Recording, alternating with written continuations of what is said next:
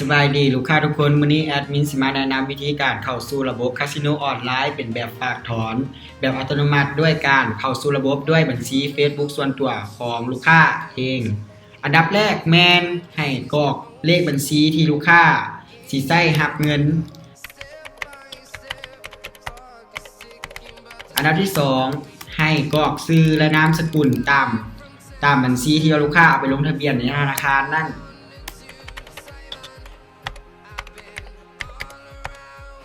อันที่3แม่นเบอร์โทรศัพท์ของลูกค้าที่สามารถติดต่อโทรได้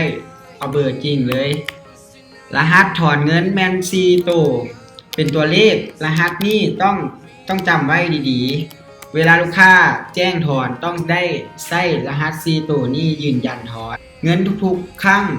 อันนี้ก็คือวิธีการลงทะเบียนขั้นตอนแรก